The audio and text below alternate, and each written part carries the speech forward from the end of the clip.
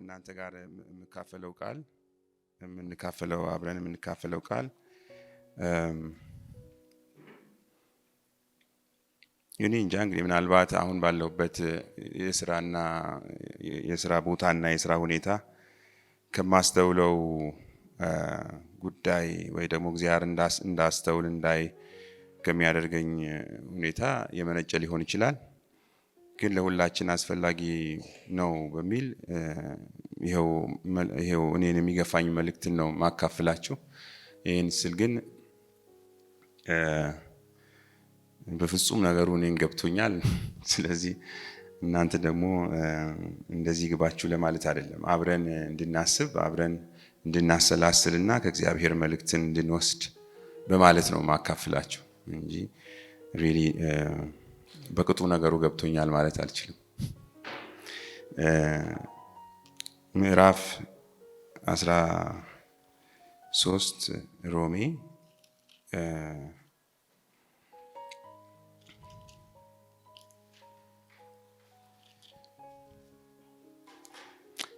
ቁጥር 11 ላይ እንደዚህ የሚል ቃል ተጽፏል። ከእንቅልፍ የምትነሱበት ሰዓት አሁን እንደደረሰ ዘመኑን እወቁ። ከዚህ በፊት ከዓመት በፊት ሊሆን ይችላል ዘመኑን ዋጁ የሚል ሐሳብ ላይ ተነጋግረን ነበር። ኤፌሶን 5:15 ላይ ትዝ ይላችሁ ይመስለኛል ብዙዎቻችሁ። ዘመኑን ዋጁ የሚል ሐሳብ ይዘን ስለ ዘመን መዋጀት ስለ ዘመን ጥቂት አውርተናል። ሰፊ ርዕስ ነው። ዛሬ ደግሞ ከዛው ጋር ተመሳሳይ ወይም የሚቀጥል ሐሳብ ይመስለኛል ለኔ። ሮሜ ላይ ጳውሎስ ለሮሜ ሰዎች እንደ ማስጠንቀቂያም ይመስላል እንደ ማሳሰቢያ የጻፈውን ላይ ተነስተን እንነጋገራለን።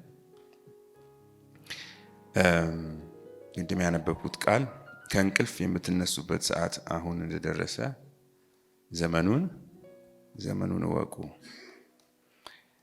ዘመንን ስለማወቅ ነው ዛሬ የምናወራው ወይም የምናስበው የምንነጋገረው። እግዚአብሔር ቃል እንደዚህ ብሎ ይነግረናል፣ ዘመኑን እወቁ። እንደው ታስቧችሁ ያውቃል ዘመኑን ስለማወቅ? ዘመንስ ይታወቃል ወይ ብላችሁ ታውቃላችሁ? እንደ ምክር ይህንን ነገር ይነግረናል። ምክንያቱም ካመንበት ጊዜ ይልቅ መዳናችን ዛሬ ወደኛ ቀርቧልና። ሌሊቱ አልፏል፣ ቀኑም ቀርቧል። እንግዲህ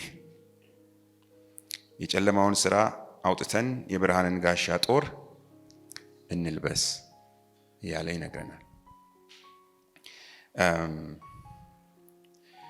ባለፈው ደግሞ ያነሳነው ኤፌሶን 5:17 ላይ እሱንም እንዲሁ ባነበው ጥሩ ነው። እሱ ደግሞ እንግዲህ አንተ የምትተኛ ንቃ ይላል። አሁንም ተነሱ እንደማለት ነው።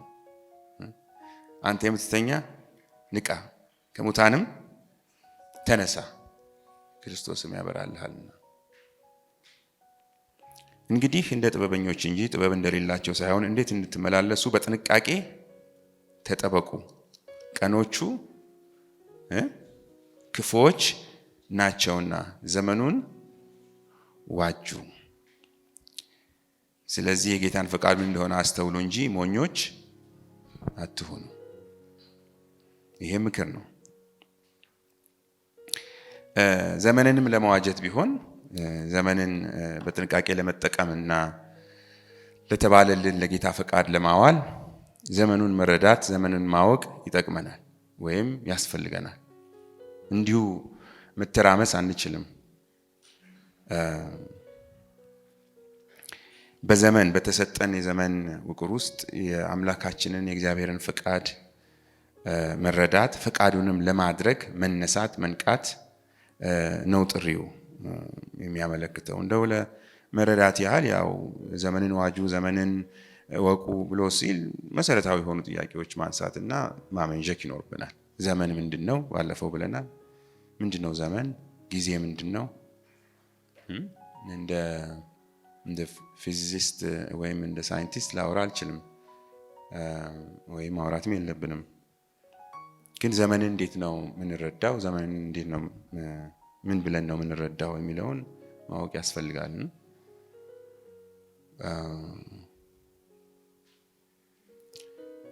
ምንድነው ዘመን?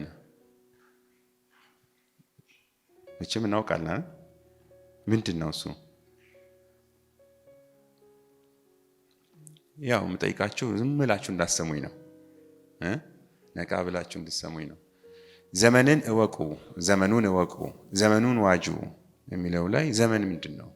ማወቅና መዋጀት ለእናንተ ግልጽ ነው። ዘመን እንግዲህ ያው ምን እንበለው? ጊዜ እንበለው? የጊዜ ጅረት እንበለው?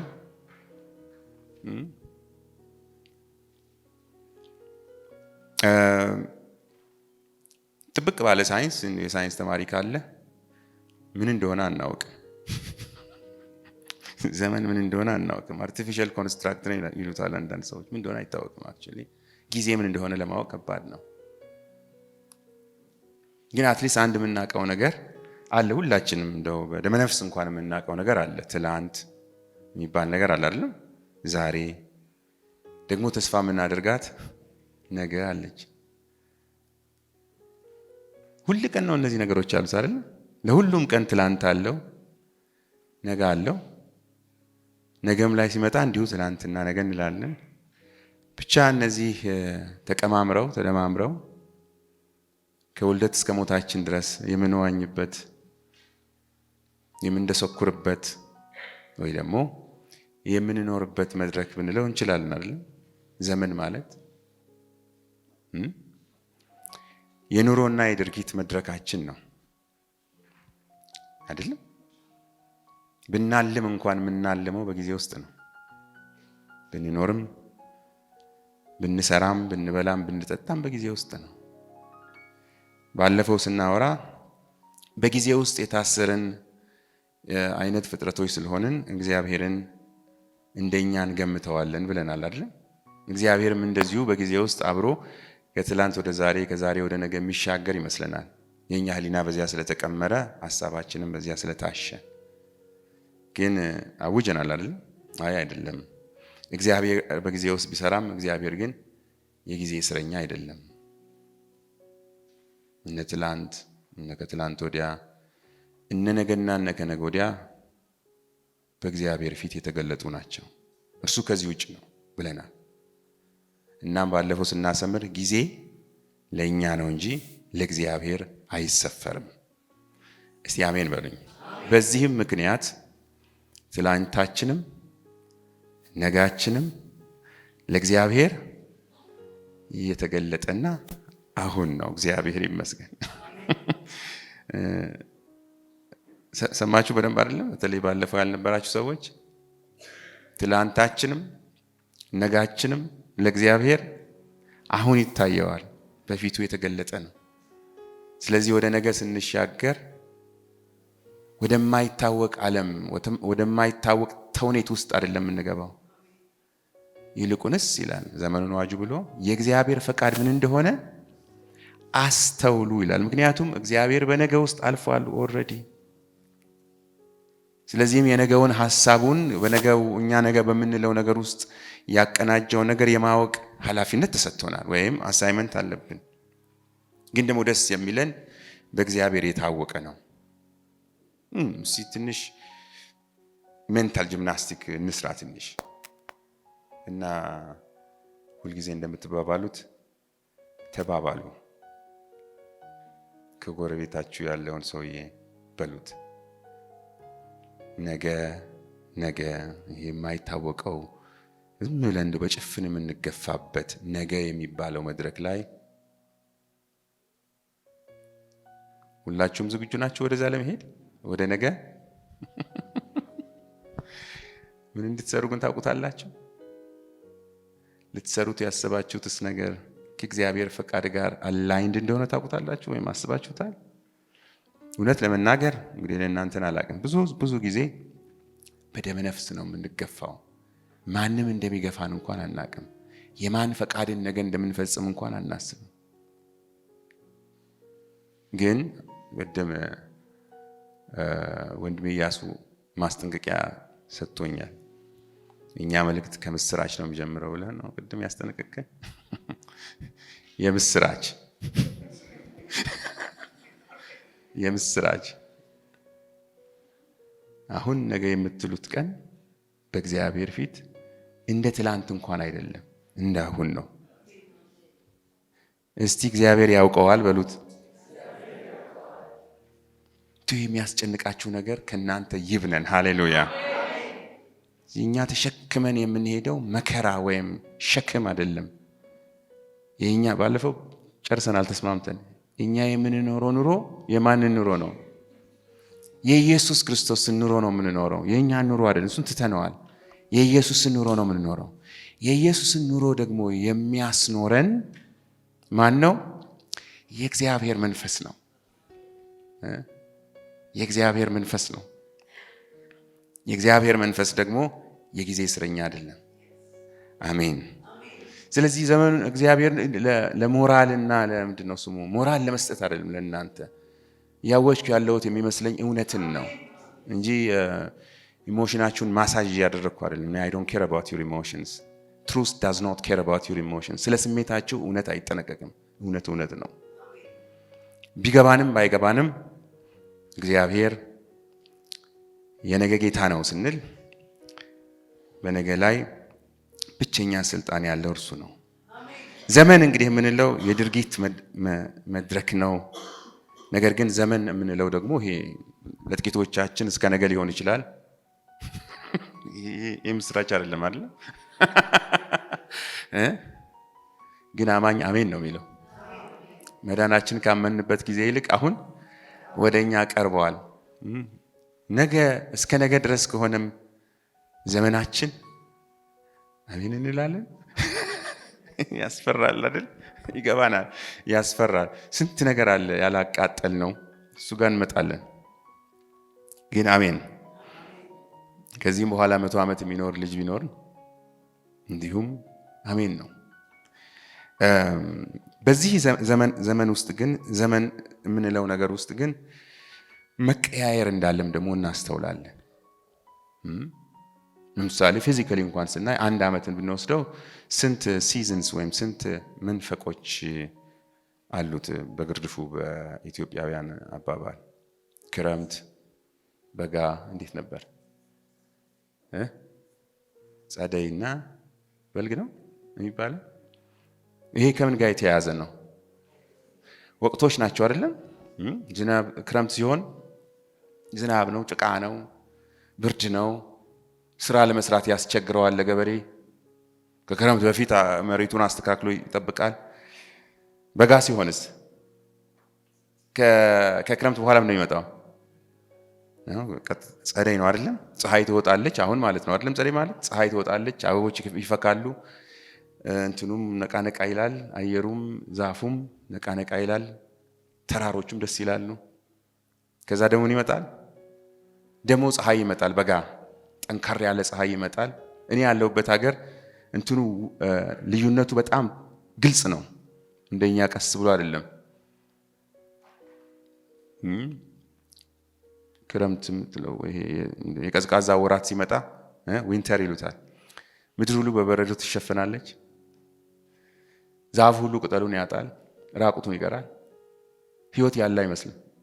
ሰው ማስራ ምናምን ጃኬት ለብሶ ፊቱ ራሱ ይጨማደዳል። ሰላም የሚልም ሰው የለም ብዙ። አይ ቲንክ ባዮሎጂካሊ ራሱ ኢፌክት አለው። ኦብቪየስሊ የክላይሜቱ ኢሹ ሰውን ሁሉ ኮስታራ ያደርገዋል። ነቃም የሚል ልክ እንደ አበባው ማለት ነው። አበባው ሲረግፍ ይሻክራል። ጸባይ ሁሉ ቶሎ ይቆጣል። ሰው ትዕግስተ ቢስ ይሆናል። አየሩም እንደዛ። ከዚያ ደግሞ ዊንተሩ ሊያልፍ ይጀምራል። ስፕሪንግ ይመጣል። ያን ጊዜ ሰው መነቃቃት ይጀምራል። የዛሬ ስንት ዓመት በፊት የዛሬ 20 ዓመት አካባቢ እዛ ማስተማር ነበረብኝ አንድ ሀገርና ገና የመጀመሪያ ጊዜ ስለነበረ ለማስተማር ውጭ ሀገር አንዱ ጓደኛዬ ወጣቶች ስለሆኑ ዩኒቨርሲቲ ተማሪዎች የምናስተምረው ውጭ ሀገር አውሮፓ አንዱ ምን አለኝ ሲያሰለጥነኝ ነው። ዊንተር ላይ በደንብ ልታስተምር ትችላለህ። ክፍል ውስጥ ተዘግቶባቸው ያው ቤቱ ሙቀት ምጣኔው ትክክል ስለሆነ በደንብ ይሰራሉ። መውጣት ስለማይችሉ ሌላም ማሰብ አይችሉም፣ ቁጭ ብለው ይሰራሉ። ስፕሪንግ ላይ ግን ማስተማር አስቸጋሪ ነው አለኝ። ለምን አልኩት። ፀሐይ መውጣት ሲጀምር ረጅም ጊዜ በብርድ የተሸማቀቀ ሰውነት መላቀቅ ሲጀምር ሆርሞኖቻችን ራሱ መነቃቃት ይጀምራሉ እንደ አበባ እና ወጣቶች መቀጣጠር መፈቃቀር ይጀምራሉ። ማውራት ይጀምራሉ እርስ በርስ ጓደኛሞች መሆን ይጀምራሉ። የሰው ልጅ ምስኪን ነው አይደል? እና ያኔ ተጠንቀቅ፣ ብዙም ተማሪም አይመጣልህም አለኝ። ስለዚህ በጣም ኢንስፓየር ለማድረግ አሪፍ መሆን አለ። ዘመን ይቀያየራል። ይሄኛው ፊዚካሊ ኤንቫይሮንመንታሊ እንኳን ይቀያየራል። መዛ ፀሐይ ይመጣል፣ ሰው ሁሉ ራቁቱን ይሆናል፣ ለፀሐይ ይሰጣል፣ አበቦችም፣ ከዛ ማንጎ ማነው ስሙ ብርቱካንም አፕሉም ይመጣል። ከዛ ደመና ይሆናል። ያ የብርድ ዘመን ሊመጣ ነው፣ ኦክቶበር ኖቬምበር። አሁን እንደዛ ነው። አይ ይላል፣ ሁሉም ሰው ማኩረፍ ይጀምራል። ብርድ ይሆናል፣ ጭጋግ ይሆናል፣ ጨለማ ይሆናል። እንደውም በረዶ ይሻላቸዋል። ከዛ ይልቅ ትንሽ ብርሃን ይመጣል።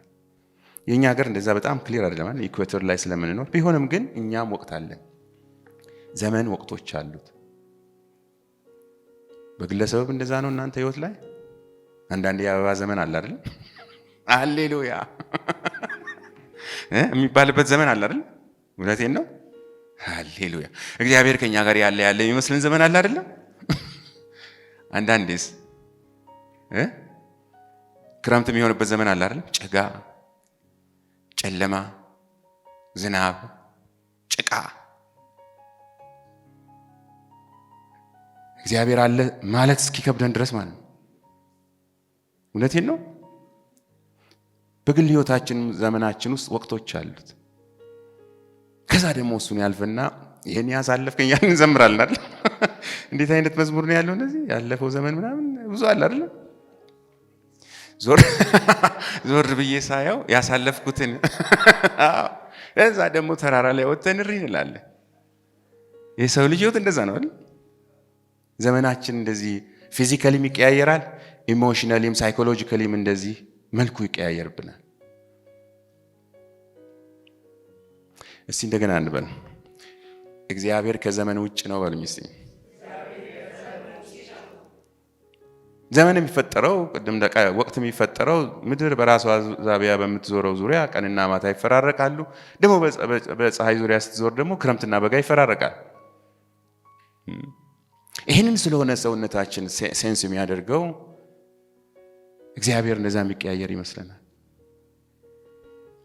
እንዲሁ ደግሞ ወደ ታች ስንወርድ፣ ጭቃው ስንገባ፣ ወደ ላይ ስንወጣ፣ ተራራ ላይ ስንቆም እንዲሁ አብሮ እግዚአብሔር ስሜቱ የሚቀያየር ይመስለናል። አይደለም?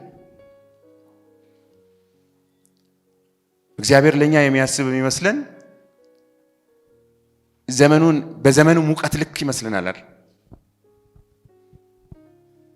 እስቲ እንደዚህ እንበል እንደገና፣ እግዚአብሔር ከዘመን ውጪ ነው በሉኝ። እሱ ለኔ ያለው ሐሳብ፣ እሱ ለኔ ያለው ፍቅር፣ እሱ ለኔ ያለው ዓላማ በኔ ህይወት ውጣ ውረድና በዚህ ምድራዊ ትርምስ ከፍና ዝቅ የሚል እንዳልሆነ እናውቃለን። በነገሮች ቅር ብለን ሊሆን ይችላል፣ በምናየው ነገር ተስፋተን ሊሆን ይችላል። የግል ህይወታችን ክረምት ሊሆን ይችላል ያለንበት። በእግዚአብሔር ግን ሁል ጊዜ በጋ ነው። አሜን። ኤፌሶን ቅድም ያነበብነው ላይ እንደዛ ነው የሚለው፣ የብርሃን ልጆች እግዚአብሔርን ብርሃን ይለዋል። የጨለማ ዘመን የለም በእግዚአብሔር ዘንድ። ወደ እሱ በኋላ እንመለሳለን። ይሄ አካላዊ ማንነታችን፣ ኑሯችን ለእንደዚህ አይነት ወቅታዊ የዘመን ዳንስ የተጋለጠ ነው። አካላዊ ማንነታችን ወደድንም ጠላንም በክርስቶስ ኢየሱስ ነፃ የወጣን እኛ ክርስቲያኖች ናችሁ ሁላችሁም ብዬ ነው ማወራው። ምናልባት በክርስቶስ ኢየሱስ ያልተጠቀለላችሁና ወደ ሰማያዊ ማንነት ያልተቀየራችሁ አዳዲስ የመጣችሁ ሰዎች ካላችሁ በጥንቃቄም ስሙኝ። እናንተ ግን እኛ አሁን ከዚህ ዓለማዊ ህይወት እና ኑሮ ተነጥቀን በክርስቶስ ኢየሱስ ሞትና ትንሣኤ የእግዚአብሔር ልጆች ሆነን በእግዚአብሔር ዘንድ የተሰወረን ሰዎች ማንነታችን ለዘመን ቀለም ሰብጀክትድ አይደለም፣ ለዘመን ቀለም የተገዛ አይደለም።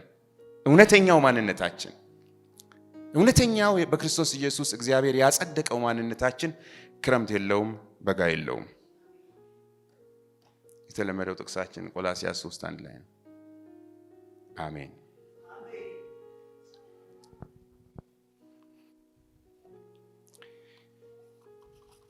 ግን ዘመኑን ወቁ ወደሚለው ሐሳብ ነው አሁንም የምመለሰው።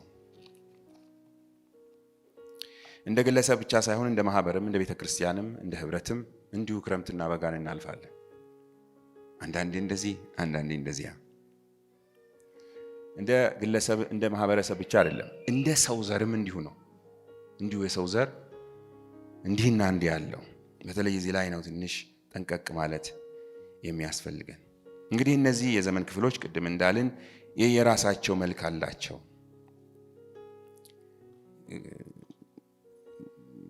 በግል ህይወታችን እንዳልነው በማህበርም በሀገር ደረጃም በዓለም ደረጃም በሰው ዘር ደረጃም እንዲሁ ዘመኖች የራሳቸው መልክ አላቸው። ለዚህ ነው ጳውሎስ የሚያሳስበን ዘመኑን እወቁ።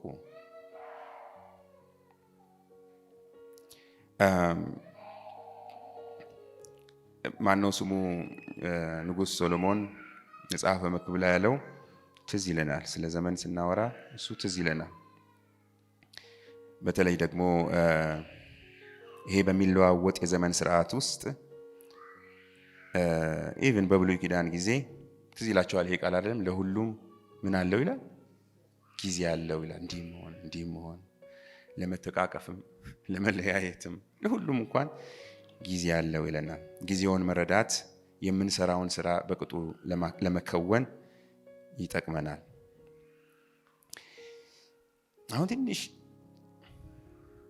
አሁን ከምስራቹ ልወጣ ነው። ምስራቹ በዘመን ሁሉ ላይ በእኛ ዘመን ሁሉ ላይ እግዚአብሔር ጌታ ነው። እሱ ማለት ከዘመን ጋር እየታገለ የሚሆነውን ይቀምራል ማለት አይደለም። ዘመናት በፊቱ የተገለጡ ናቸው። እኛ ደግሞ በእርሱ ተጠቅልለናል። ምስራቹ ይሄ ነው። የኛ ማንነት አሁንም ይሄንን ነገር አስረግጬ እናገራለሁ። የኛ ማንነት የዘመን እስረኛ አይደለም። የኛ በክርስቶስ ኢየሱስ ያገኘነው ማንነት የዘመን ጨዋታ፣ የዘመን ሙዚቃ እስረኛ አይደለም። አካላዊ ማንነታችን ይሄ ጊዜያዊ ቆይታችን ግን በዘመን ውስጥ ነው። ለአገልግሎት እዚህ ምድር ላይ ያለን እንደዛ ነው የምናስበው። ለአገልግሎት እዚህ ምድር ላይ ስንሆን ግን በዘመን ውስጥ ነው የምንሰራው አይደለም። በዘመን ውስጥ ገብተን ነው ትላንትናና ዛሬ ያለን፣ ነገን እናቅዳለን። በዚያ ውስጥ ሆነን ነው የምንሰራው። በክርስቶስ ኢየሱስ ግን የነቃውና የተነሳው አሁን በእግዚአብሔር ዘንድ መሸሸጊያ ያገኘው ግን ዘላለማዊ ማንነታችን ከዘመን አልፏል። እንደዛ ነው። እስቲ ይሁን እኔ አሁንም ለማስታወስ ያህል ነው። የምስራቹ ይሄ ነው። እንዲህ ፊታችሁ ቆሞ በአማርኛ የሚናገረው ሰውዬ ዘመን የለውም ይመስላል። እንዲያውም ስታዩኝ በክርስቶስ ኢየሱስ ትንሣኤ በሱ በተገኘ ድል ምክንያት አምልጠዋል ከዘመን። ነገ እስረኛ አይደለሁም። ሃሌሉያ። እቆርጥሃለሁ፣ ህይወትህን እቆርጠዋለሁ ይላል አይደል መጽሐፍ ቅዱስ። ከሕያዋን መንደር ቆርጬ ጥልሃለሁ ቢለኝ እንኳን አይ የሕያዋን ምድር ደርሻለሁ። ዕብራውያን 12 ወደሚቃጠል ምንድነው ስሙ ወደሚጨሰው ተራራ አይደለም፣ ወደ ሕያዋን መንደር ወደ እግዚአብሔር ከተማ ደርሳችኋል። ወደ ሕያዋን ወደዛ እኔ ደርሻለሁ። ሃሌሉያ አሜን በሉልኝ። አንዳች ትዕቢት ቢኖረኝ ትዕቢቴ በክርስቶስ ኢየሱስ ትንሣኤ ነው።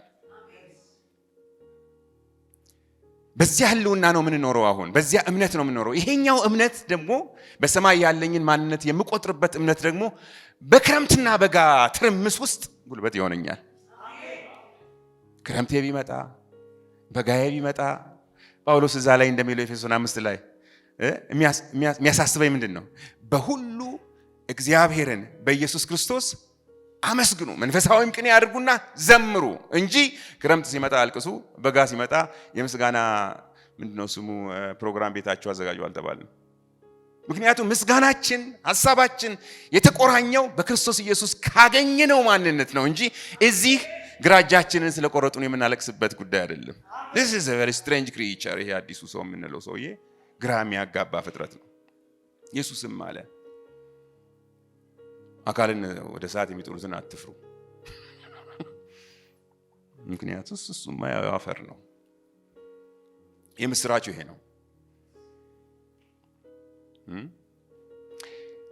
ምን ያስፈራኛል ነው ያለው ዳዊት። አንተ ከኔ ጋር ነህና ክፉን አልፈራም። ሰው ምን ያስፈራኛል? ለምን? ዳዊት እኮ ነው ገና የአዲስ ኪዳን ነብይ ነው እኮ አይደለም ዳዊት ማለት። ለምን? በክርስቶስ ኢየሱስ ያገኘሁት ማንነት የዚህ ዓለም ገዢ የማይደርስበት መሸሸጊያ እንደሆነ እናውቃለን። ይህንን እንዴት አንጥረን እንደምንይዘውና እርስ በርሳችን እንደምንተሳሰብ አላውቅም። እግዚአብሔር ይርዳን። ይህንን ግን የምለው ለምንድን ነው? አሁን ወደ ቻሌንጁ ለመጣን። በዚህ ዓለም ስንኖር ሪኮግናይዝ የምናደርጋቸው ነገሮች አሉ። አንደኛ የዚህ ዓለም ቀለም የሚቀለመው የየዘመናቱ ቀለም የሚቀለመው ከዚህ ዓለም ገዢ ነው እንጂ ከእግዚአብሔር አይደለም።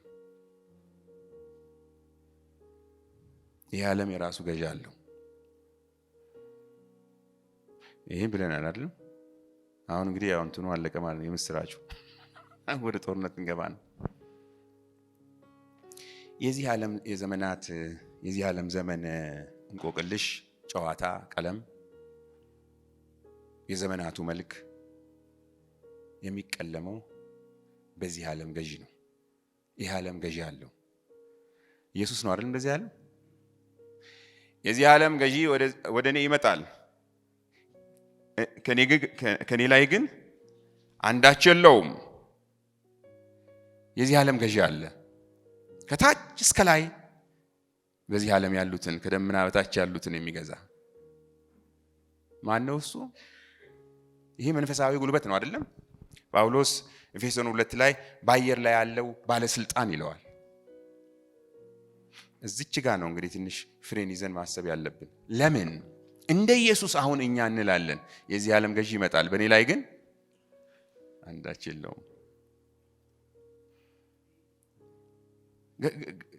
አይገርምንም ይሄ ነገር? ኢየሱስ ይሄን እንደዚህ ሲል ኢየሱስን አላንገላታውም እንደ የዚህ ዓለም ገዢ? ሆሳና ሆሳና አስብለዋል። ግደሉት ግደሉት አስብለዋል። ስቀሉልን አስብለዋል።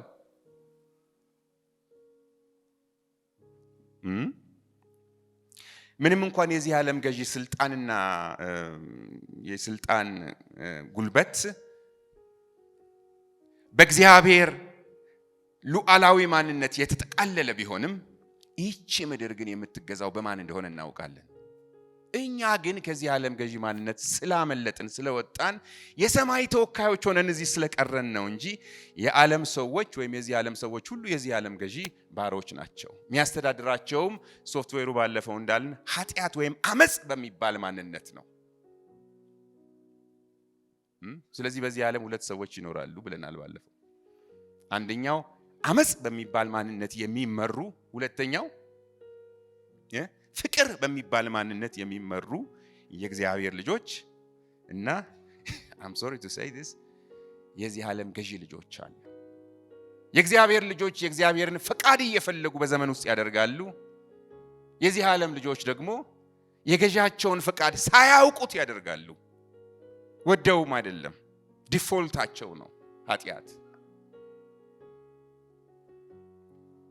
ስለዚህ በዚህ ዓለም የዘመናችንን ወይም የየዘመናቱን መልክ ለማጥናት ለማወቅ ስንፈልግ ደራሲው ማን እንደሆነ ማወቅ ያስፈልጋል። ደራሲው የዚህ ዓለም ገዢ ይባላል።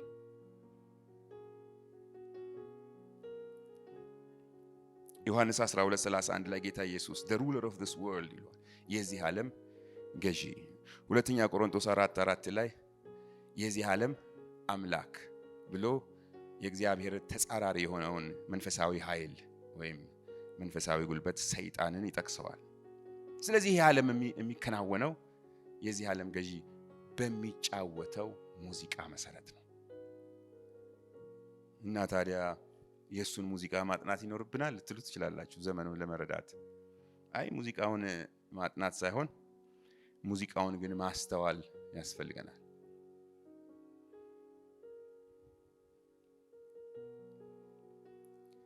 ለዚህ ነው ዮሐንስ 3:8 ላይ ኃጢአትን የሚያደርጉ የማን ልጆች ናቸው ይላል? የዲያብሎስ ልጆች ናቸው ይላል። እኛ ግን የጽድቅ ሰዎች ነን አይደለም? እንደዛ ይላል ቃሉ። ባለፈው የጠቀስነው አይደል? ኢየሱስ ስለኛ ኃጢአት ሆኖ እኛ የእግዚአብሔር ጽድቆች ሆነናል። ይሄ ዓለም የዚህ ዓለም ገዢ ታዲያ ሰይጣን ዲያብሎስ ይሉታል። በምን ቋንቋ እንደሆነ ብዙም አይገባኝም። ብዙ አይነት መጠሪያ ስም ሊኖረው ይችላል። ይህን ዓለም የሚከውነው የዚህ ዓለም ገዢ ይባላል። ሰዎች በጣም ምስኪኖች ነን። ሰዎች አጠቃላይ በጣም በጥቂቱ ማን ነው ከናንተ ምንድነው ይሄ የህፃናት ጨዋታ ፓፔት ሾው ነው የሚባለው? ፓፔት ሾው ተጫውቶ የሚያውቅ ፓፔት ሾው አታውቁም? ፓፔት ሾው ነው አይደለም? እንደዚህ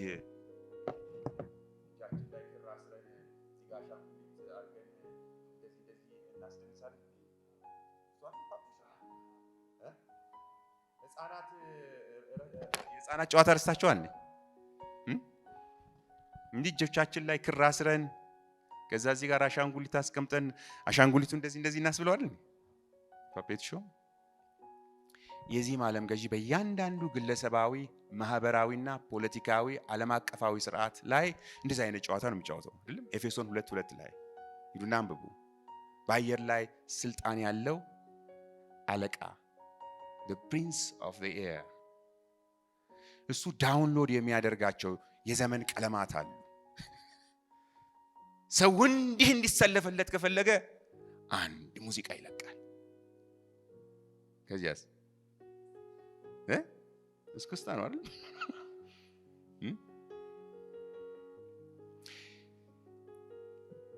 እኔ ይህንን ለቤተ ክርስቲያን እላለሁ። ምክንያቱም ቤተ ክርስቲያኖችም እንዲሁ የዚህ ዓለም ገዢ ሙዚቃ ሲሞዝቅ መደነስ ጀምረዋል።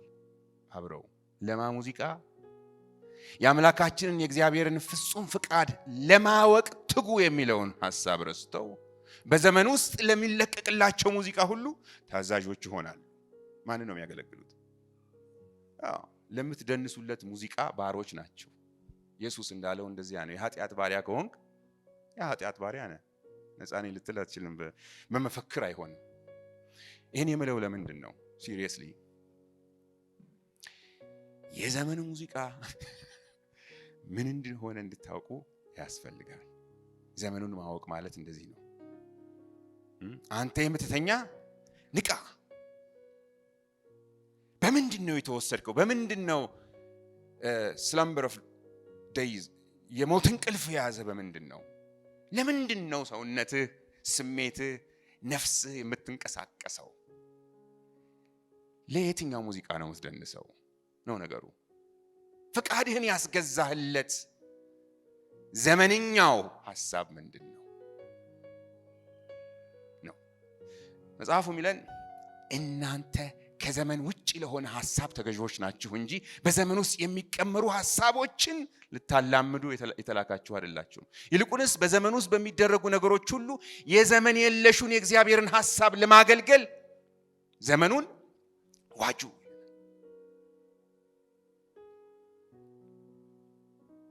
ራሳችሁን እንደዚህ ያቁጠሩ።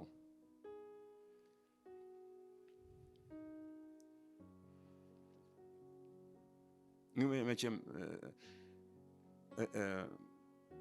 በዘመን ተለቅ ያላችሁ በእድሜ ያላችሁ ሰዎች ወጣቶች እንኳን ምናልባት የሞባይል ፎን ጄኔሬሽንስ ሊሆኑ ይችላሉ አይደል?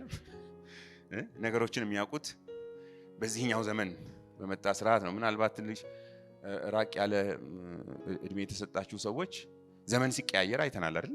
እኔ እንኳን ባግሜ አይቻለሁ። እኔ 50 ዓመት አልፎኛል አሁን።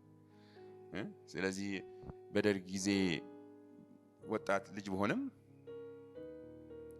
ግን እሱን አይቻለሁ። ህዝብ ሁሉ ሲደንስ ለአንድ ሙዚቃ አንገታቸው ክትርትር እስኪልስ እኛ ህፃናት ሆነን ሁሉ ትምህርት ቤት መፈክር ስንል አላልክም ሶል ብለናል። ምን እናውቃለን? ተፈጥሮን በቁጥጥራችን ስር እናውላለን አላልንም ብለናል። የአሜሪካ ኢምፔሪያሊዝም ጁደም አብዮቱ ምናምን አይደል? ኧረ ስንት ነገር ብለናል። ያኔ ሙዚቃው እሱ ነበር። ደግሞ በኢትዮጵያ ብቻ አይመስላችሁ። የዚህ ዓለም ገዢ የለቀቀው ሙዚቃ በመላው ዓለም ነበር። ዓለም ለሁለት ጎራ ተከፍላ ነበር፣ ምስራቅና ምዕራብ ተብሎ። የሶሻሊስቱ ወይም የኮሚኒስቱ ጎራና የካፒታሊስቱ ጎራ ተብሎ በቃ ሁሉም መለያ ተጠልቆለታል። የኔ አባት ትዝ ይለኛል ካኪ ለብሶ ሲሄድ፣ እሱም ኮሚኒስት ነበር። አምኖበታል። ሲነግረን የነበረውን ሁሉ ንብረት በፈቃደኝነት ሄዶ አዲስ አበባ ሁሉ ትልቅ ቦታ ነበረው። በፈቃደኝነት አምኖበታል። ለሰው ልጅ በጎነት ያመጣል ብሎ ስላሰበ አይዲዮሎጂ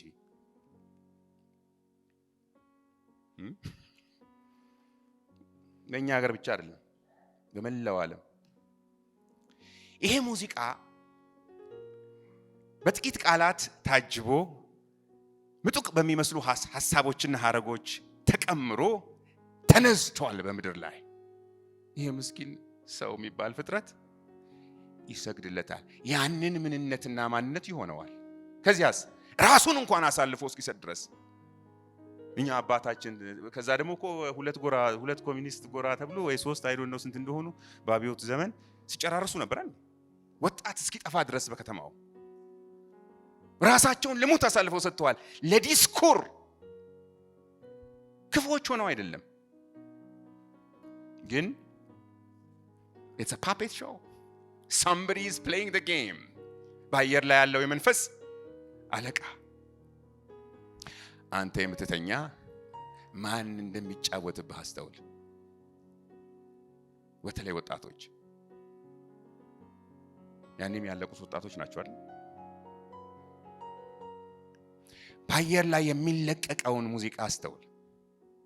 የዚህ ዘመኑን መርምር። የዘመኑ መልክ ምንድነው? የዘመኑስ ቀለም ምንድነው? የዘመኑስ ሙዚቃ ምንድነው? የዘመኑስ ልፋፌ ምንድነው? ምንድነው የሚቀሰቀሰን ልባችንን ሂድ ወደፊት የሚለን ምንድነው? what is the narrative of the age? ከየት ነው የተቀዳው? እናውቃለን። እኛ ግን ሐሳቡን አንስተው። ስለምን? ከላይ ሆነን ስለምናይ በክርስቶስ ኢየሱስ የእግዚአብሔር ቀኝ ተቀምጠን በዚያ ሐሳብ ስለምናይ፣ አሁን ግን ሐሳቡን አንስተውም። እናንተ የምትተኙ ንቁ። ሮሜ ላይም ኤፌሶን ላይም ሌሎች ቦታ ላይም እንዲህ ያስጠነቅቀናል። በመላው ዓለም ነው። ከዚያ በኋላ ትንሽ ልተርክ እንድታስቡ ማለት ነው ወንድሞችና እህቶች። 1980ዎቹ ደረስና በአማርኛ በኢትዮጵያ አቆጣጠር ባወራው 1980ዎቹ ደረስንና አንደኛው ኮሚኒስት ሌላኛውን ኮሚኒስት አሸነፈ ተባለና የኛ ታሪክ መስላችኋል? ይሄ ኢህአዴግ ደርግን አሸነፈው ነው መስሏችኋል? የመላው ዓለም ታሪክ ነው። የምስራቅና የምዕራብ ተለያይተው የነበሩ ሁለቱ ጎራዎች፣ ሁለቱ ሙዚቃዎች ፈረሱና እኛም ጠበሉ ደረሰን አይደል? እኛም ጋር ያለው ነገር ወደቀ። the fall of the Berlin Wall ይሉታል። ራሻም ፈራረሰች፣ የምስራቁ ጎራ ወዳደቀ፣ እኛም ጠበሉ ደረሰን። የዚህ ዓለም ገዢ ታዲያ ምን አደረገ? ሙዚቃ ቀየረ። አሁን በዚያ ብዙ አፋጅተዋል፣ በዚያ ብዙ ገለዋል፣ በዚያ ብዙ አጥፍተዋል፣ በዚያ ብዙ ደም ተገብሮለታል። አሁን ሙዚቃ ቀየረ። 1980 ስንት ነው እዚህ ሀገር? 83 በፈረንጅ 89 ላይ ነው የወደቀው የበርሊን ዎል። እኛ ሀገር 91 ነው የደረሰን። አዎ ከዛ በኋላ አዲስ ሙዚቃ ተለቀቀ ከሰማይ ማለት ከአየር። ምንድን ነው ሙዚቃው? ትዝ ይላችኋል? አሁን ያኛው መለያ ሲወልቅ አዲስ መለያ ማግኘት ያስፈልገዋል። ሰው ታዲያ እንዲሁ ብቻውን አይኖር መቼም።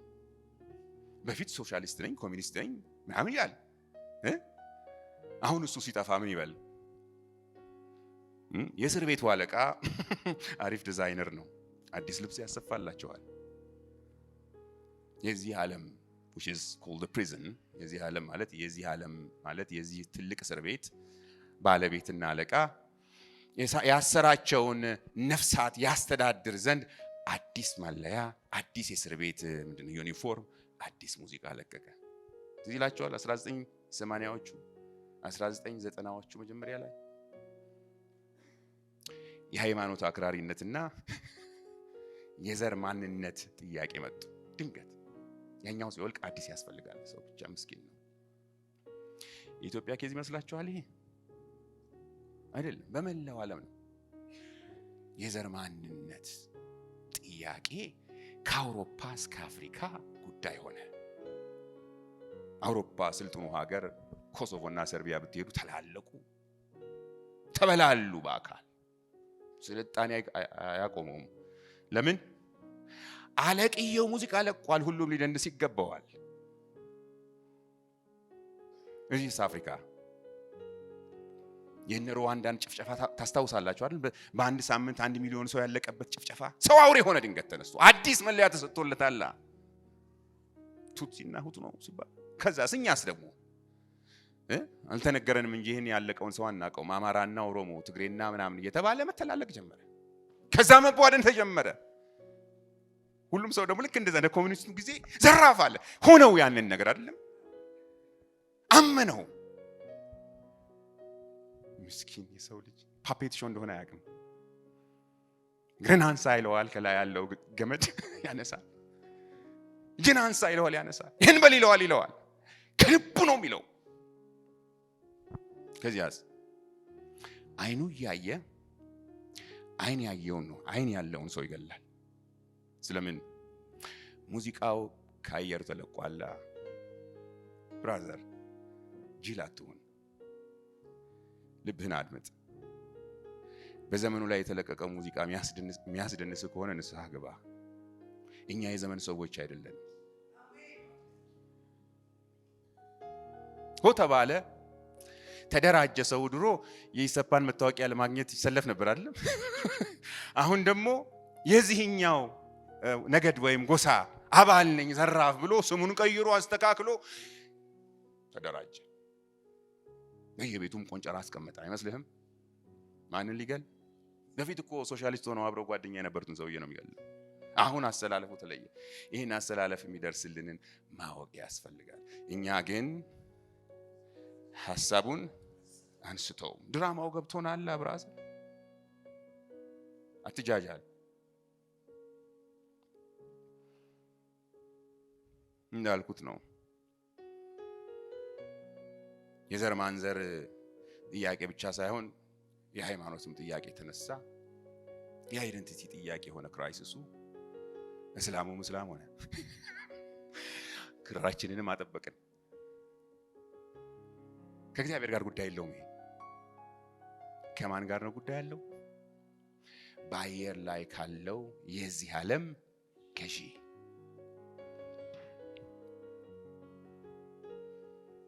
በሌላ ይሄን ሊገዛቸው ላልቻሉ ሰዎች ደግሞ ሌላ ሙዚቃ ተለቀቀላቸው። ትንሽ ቆየት 1990ዎቹ መጨረሻ አካባቢ ይሄንኑ ያራገብን ቀስቀዝ ሲል ገበያዊነት የሚባል ያኔም ቤተክርስቲያን ያንን ዘረኝነት ስታራምድ ነበር አይደል? ነው። እሱ ረገብ ሲል ደግሞ ገበያዊነት መጣ። ኮሜርሻሊዝም፣ ሁሉ ነገር በገንዘብ የሚተመን ሆነ። ንግድ ሆነ ሁሉ ነገር። ዋናው ገንዘብ ነው ብራዘር። እግዚአብሔርም ቢሆን የዚህ አገልጋይ መሆን አለበት። እግዚአብሔር ከኛ ጋር ከሆነ ብዙ ገንዘብ ማግኘት አለብን። ዘራፍ ተባለ። አጋፋሪ ሁሉ ማይክሮፎን ይዞ መጮህ ጀመረ አይደል?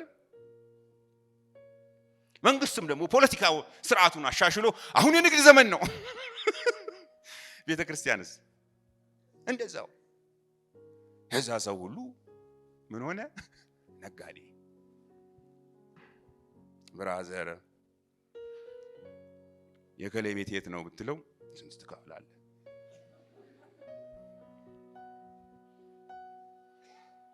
ይህንን እንደ ስራ ፈጣሪነት ልትቆጥሩ ትችላላችሁ። ድሮኛ ስንማር አሁን ክፉና ደግ ማለታችን አይደለም፣ የዚህ ዓለም ጨዋታ ነው። ሰርቪስ ነው።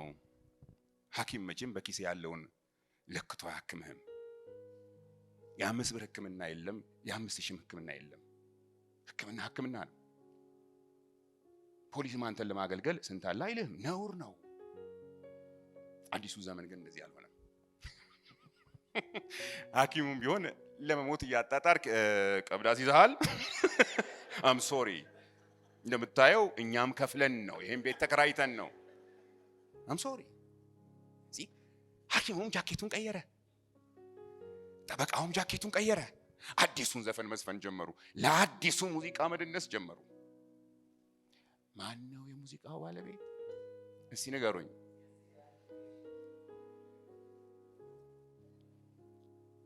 የዘመኑን መልክ መረዳት ለምትደንሱለት ስሜታችሁና ቀልባችሁ ለሚወሰድለት ምንነትና ማንነት ዕውቀት ይጠቅማቸዋል። እኛ ግን ሐሳቡን አንስተው እኔ የምለው የዘመኑስ ያሁኑ የኔና እናንተ የተቆናጠጥንበት ወይም የተፈናጠጥነው የዘመን ባቡር ምንድነው ሙዚቃው? አሁን ሲልገሩኝ ይህንን መቼም ጊዜ የለንም እንጂ በቅጡ ለመረዳት መመርመር ያስፈልገናል። ሳናውቅ እንደንስ የሆነ ሙዚቃ በርቱ የእግዚአብሔርን ፈቃድና ሐሳብ ለመረዳት በዘመን ውስጥ በዚያም በኩል ደግሞ ይህንን ዘመን ለመዋጀት ተነሱ፣ ንቁ ይለናል ወንድማችን ጳውሎስ። ጳውሎስ እንደገና ኤፌሶን 4 ላይ ትዝ ይላችሁ እንደሆነ የሚመጣው ንፋስ ሁሉ አይውሰዳችሁ፣ አያስደንሳችሁ ይለናል። why because we know ይሄ ንፋስ ከየት እንደሚመጣ ይላል። እኔ የምለው እስቲ እንገማገም፣ እንመራመር። እሺ አሁን እናንተ ነቃ የሚያደርጋችሁ የትኛው ሙዚቃ ነው?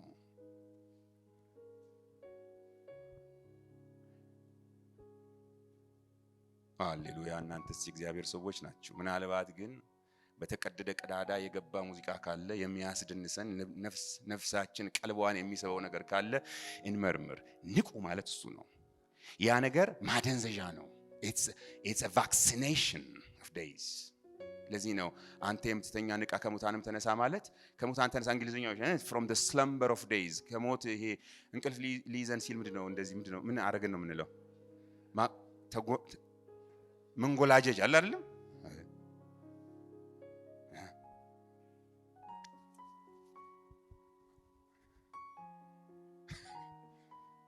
ምንድነው የሚያደርገን?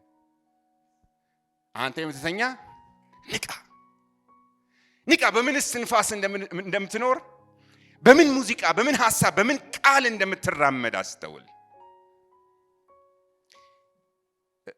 ፈጠን ብዬ ያው ሐሳቡ ረጅም ሊሆን ስለሚችል ፈጠን ብዬ ዘመናችንን አብረን እንድንገመግም እሞክራለሁ። ቅድም ያልኳችሁ ለዚህ ነው። አሁን አንድ ትልቅ ዩኒቨርሲቲ ውስጥ ነው ማስተምረው ለጥቂት ዓመታት። መሪ ከሚባሉ ዩኒቨርሲቲዎች መካከል አይነት ስለሆነ በአውሮፓ መሪ የተባሉት ሰዎች የሚያወሩትን ለመስማት የሚቀመሩትን ቀመር ለማየት እድል አለኝ። ህዝብ ሳይሆን እነዛ የዚህ ዓለም ቀሳውስት the high priests of the world፣ የዚህ ዓለም ገዢ አጋፋሪዎች ማለት elites of this world የሚያወሩትን የሚከራከሩበትን በየአደባባዩ ግድ ስለሚሄድ ማለት ነው ስሰማ አወይ ህዝቤ እላለሁ። አውቆት ይሆን ይሄን ጉድ ሰምቶት ይሆን እላለሁ። ምንድነው እየተቀመረ ያለው?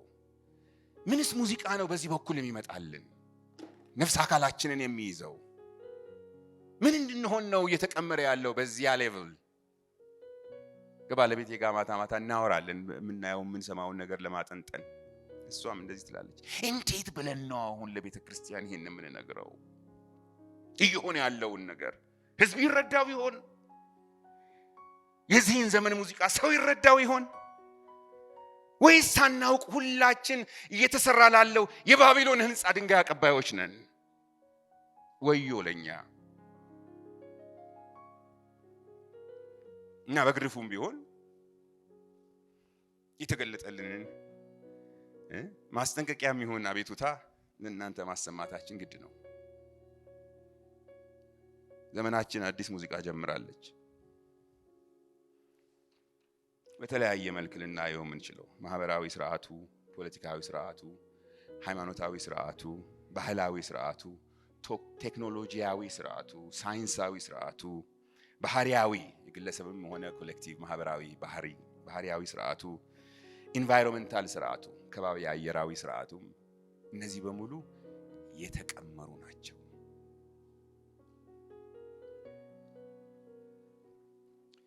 ያንዳንዱን መተንተን አያስፈልግም። ምክንያቱም ይሄ ማህበር ስለሆነ በማህበር ውስጥ አንዳንዶቹን ነገሮች ሁሉም እኩል ይረዳል ማለት አይቻልም። በየተሰማራንበት የተሻለ እንረዳለን። የፖለቲካ ሳይንስ ተመራማሪ የፖለቲካው ስርዓት እንዴት እየተባለ እየተቀረጸ እንደሆነ እሱ የተሻለ ሊያውቅ ይችላል። እኔ ምናልባት ጥቂትም የቴክኖሎጂ ሰው ስለሆንኩ እና ደግሞ የባህል ሰው ስለሆንኩ በካልቸርና በቴክኖሎጂ በባህልና በቴክኖሎጂ ይህ ዓለም እንዴት እየተቀረጸ እንዳለ ይገባኛል። ስራዬም ስለሆነ ይህን ማንበብ ማጥናት የማህበራዊ ጥናት ሶሲዮሎጂስት ወይም ደግሞ ሌሎች ጥናት አጥኚዎች የተሻለ ሊናገሩ ይችላሉ። ተወያዩ በየባይብል ስተዲያቸው። ምንድነው የዚህ ዘመን ቀመር?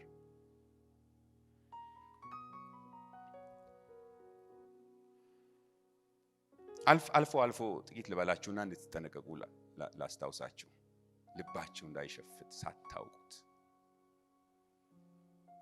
የፖለቲካ ስርዓቱን ስናስብ በመላው ዓለም ደንግጡ። የትጥቅ ዘመን ነው። የጥላቻ ዘመን ነው። ሳይታሰብ ድንገት ዓለም ሁሉ መታጠቅ ጀምሯል።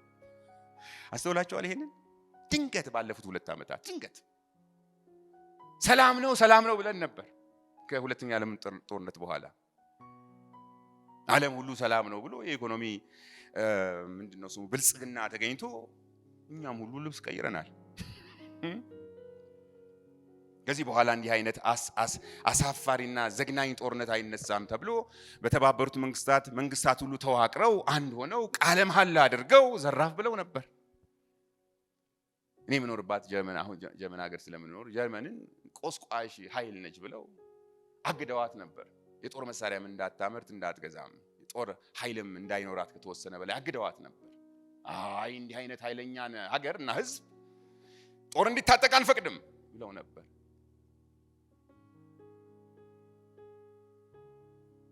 አሁን ሁሉም መታጠቅ ጀምሯል። ለመጀመሪያ ጊዜ ጀርመንም 500 ቢሊዮን ዩሮ መድባ ህዝቧን ማስታጠቅ ጀምራለች። ኔቶም ከገቢው ናቶ የሚባለው የጦር ቃል ኪዳን አገራት ተሰብስበው እስከ 5% ድረስ ከገቢያችን ለጦር መሳሪያ እናውላለን ብለው ሁሉም አይሮፕላን እየገዛ ነው። የድሮን ማምረቻ እየገዛ ነው። እኛ ሀገር ብቻ ይመስልሻል? አታድንቁ። እንዲሁ ነው ጉዳዩ። ከየት ነው የመጣው? ሙዚቃ ተለቋል። አሁንም የደም ግብር ያስፈልጋል። የዚህ ዓለም ገዢ ወጣቶችን ይፈልጋል። አንተ የምትተኛ ንቃ። ቅርታ አድርጉልኝ እንግዲህ ከታሰርኩም ያው ትጠይቁኛላችሁ። ኢትዮጵያም እየገዛች ነው አሉ። እውነት ነው። እየታጠቅን ነው አሉ። ደሞ ያሳምናል። ጉዳያችን ያሳምናል። ሁሉም እኮ ያሳምናል። ጀርመንም እኮ መታጠቋ ያሳምናታል። ራሻን የሚያክል አስከፊ ጎረቤት አለኝ። ከራሻ የሚወነጨፈው እኮ ሚሳኤል ድምጥማጣችንን ያጠፋዋል። ስለዚህ እንታጠቅ እንጂ። እንግሊዝስ ብትሆን እኛስ ብንሆን የኛ በሽታ አይደለም፣ የጀርመን በሽታ አይደለም፣ ሙዚቃ ነው። ተከፍቷል ሙዚቃ ከሰማይ ከአየሩ ላይ ሁሉም ይደንሳል። ሁሉም እኔ ጓደኞቼ ትልቅ ሰዎች ናቸው። ትልቅ በእድሜም ማለት ነው። ከጥቂት ዓመት በፊት እኛን እንደ ባርባሪክ ሰዎች ነው የሚያዩን ስንጨቃጨቅ። እንዴት መነጋገር አቃታችሁና ጦርነትን ማቆም አቃታችሁ? እንዴት እርስ በርስ ትጨፋጨፋላችሁ? በውስጣቸው ምን ነው የሚያስቡት? ድሮስ አፍሪካውያን ኋላ ቀር ባርባሪክ። ከ2 ዓመት በፊት እነዚህ ሰዎች በጣም ፓሲፊስቶች ናቸው። ጦርነትን በፍጹም የማይቀበሉ ለጦርነት ምንም አይነት ምክንያት የለም ብለው የሚያምኑ ሰዎች ናቸው። ደግሞ እድሜያቸው ቀላል አይደለም፣ ከ85 በላይ ናቸው። ትልቅ ፕሮፌሰሮች ናቸው፣ ጓደኞቼ ናቸው። ከ2 ዓመት በፊት ሄጄ ባወራቸው አረጎራው ጀምረዋል። እነሱ ፑቲንንማ ማሳየት አለብን። እናንተም እንዴ ይሄኛው ሰውዬ እኮ ኒውክሌር ቦምብ አለው። ጦርነት እኮ ከተጀመረ ማቆሚያ የለውም። አሁን ማን ነው እንደዚህ የሚለው? አፍሪካዊው ነው። ኧረ እባካችሁ ተው። ደግሞ ያን ሰሞን ኢትዮጵያ የነበረባትን ሲቪል ዋር ከትግራይ ጋር በነበረ ግጭት ወይ በትግራይ አካባቢ በነበረ ግጭት ደቡብ አፍሪካ ሄደው ነው የተስማሙት። እሱን ሁሉ እኛ እንኳን ስንስማማ ኋላ ቀር የተባልነው ሰዎች እንኳን ስንስማማ እናንተ የኒውክሌር ሰይፍ ትማዘዛላችሁ። ይሄ እኮ መጥፋት ነው። እንዴት ይሄ ነገር አይገባውም ሰው? እሺ መንግስታቱስ የራሳቸው ጉዳይ፣ ያ ሰውዬ እንዴት አይገባውም? እስቲ ንገሩኝ። እድሜውን በሙሉ ፓሲፊስት ሆኖ ጸረ ጦርነት ሆኖ የሆነ ሰው እንዴት በአንድ ቀን ተነስቶ እናስ የሆነ እንደሆነስ እንዲህ እያልን ነው ፊት የሰጠነው? ቢተኩስ እኮ ትጠፋላችሁ። እንጥፋ። እንዴት እንደዚህ ይሆናል? እንዴት እንደዚህ አይነት ለውጥ ይመጣል? ምክንያቱ ምንድነው? ሙዚቃው ነው ብራዘር። ሙዚቃው ከሰማይ ተለቋል። ለጥፋት ሁሉም ተዘጋጅቷል።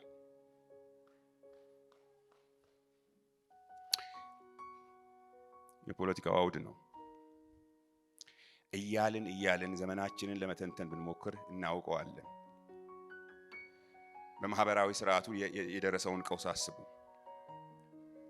እግዚአብሔርን የካድንበት ዘመን አለ። እንደ ፍጥረት እንደ ስፒሲስ 6 ሰዓት ደስ ነው አይደል? ጥቂት ደቂቃ ጨምራለሁ። ነው እንደተለመደው ነው ወሬ ያበዛለሁ። ይቅርታ አድርጉልኝ። የማህበራዊ ቀውሱን አስቡት። ይመጣልሃል እዚህ የምንመራበት ጽንሰ ሐሳብ እውነት የለሽነት ይባላል በእኔ ቋንቋ።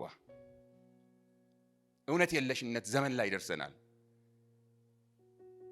the loss of objective truth።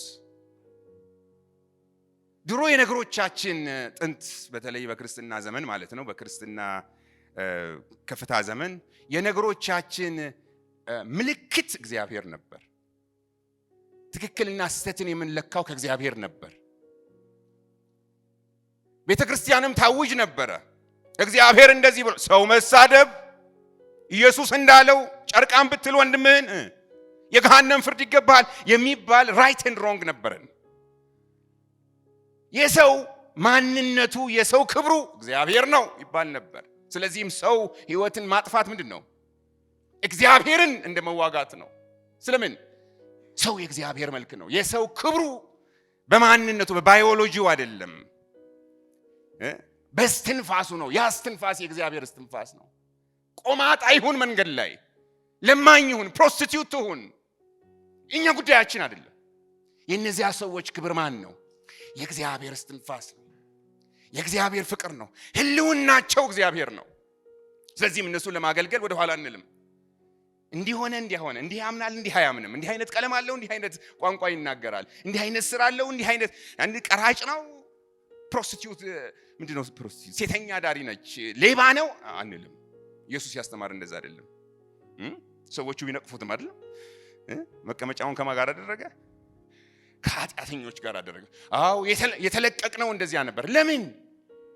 ስለ ሰው ማንነት ያለን አስተሳሰብ የተቀረጸውና የተዋቀረው ፍጹም በሆነው በእግዚአብሔር እውነት ላይ ነበር። እውነት የምንለው ነገር አለ። አንከር ነው። አንከር ምንድን ነበር በአማርኛ?